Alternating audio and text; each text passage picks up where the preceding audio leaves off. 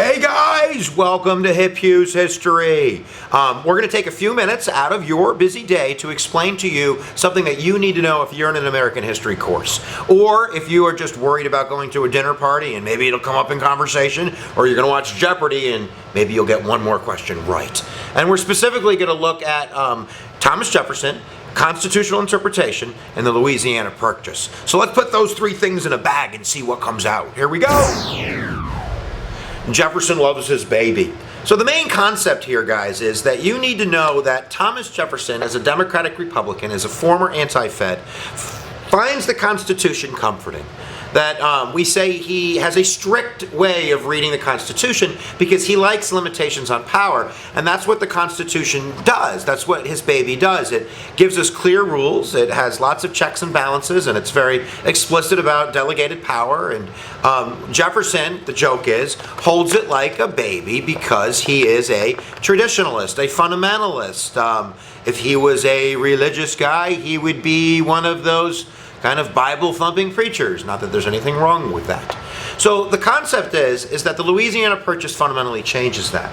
And of course, we're not going to go into all the details of the Louisiana Purchase. You can go Google that stuff. But basically the concept is that Napoleon, looking for mad money for his European kind of trumpings, is willing to give up, the Louisiana territory, which is humongous. It's huge! It's huge! Absolutely. It's like doubling the size of the United States. I mean, we're talking about Minnesota, baby, to New Orleans, baby, to the, site of the Rockies, to, the Northwest Coordinates would be like Ohio back then. It's a huge amount of land. So the concept is that when Jefferson meets Napoleon, hey, what are you doing? Guy with one arm, what are you doing? I love my baby.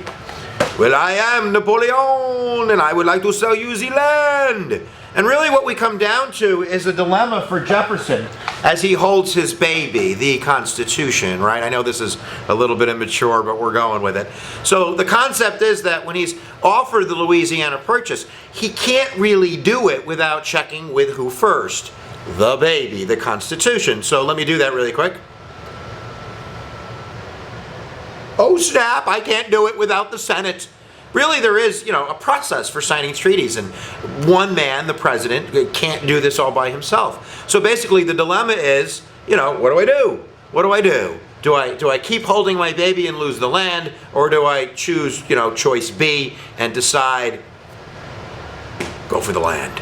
And of course, that's what Jefferson does. So let me say it in a historical way, and then we'll wrap this up because we're just dealing with this one basic concept. Thomas Jefferson, when faced with the dilemma of whether or not to stick to strict interpretation of the Constitution or to adopt a loose interpretation in order to benefit the United States and to expand it, to gain access to the Mississippi River, to gain access to the agricultural belt, the center of America, he is willing to do that, and he adopts that loose interpretation. In class, sometimes I'll say, Jefferson dropped the baby.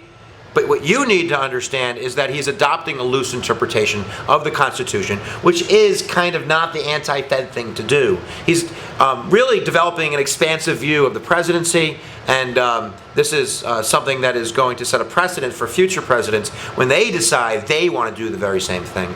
So good, bad, or ugly, I don't know. That's a great movie, by the way. But what we do need to understand is that dilemma. And please know basic things about geography and the Louisiana Purchase, like doubling the size of the United States, the agricultural belt, the Mississippi River, and manifest destiny, baby, here we come. Sorry if you're Native American or if you're a slave that's going to be brought out west through the expansion of slavery. That kind of sucks. But nevertheless, that's for another lecture. That's for another day. Hughes is going to be out of here right now. Drop the baby, baby. Make sure that you subscribe to me right now. If you haven't done that, you should subscribe right now because it's good karma. Also, check out the description below so you can subscribe to some of the other EDU gurus, my fellow EDU gurus that are going to blow up your brain with knowledge. Subscribe to Polypop, all the Polypop people, all my Polypop peeps. You should do that right now. And just subscribe to everybody. You should subscribe to your mama.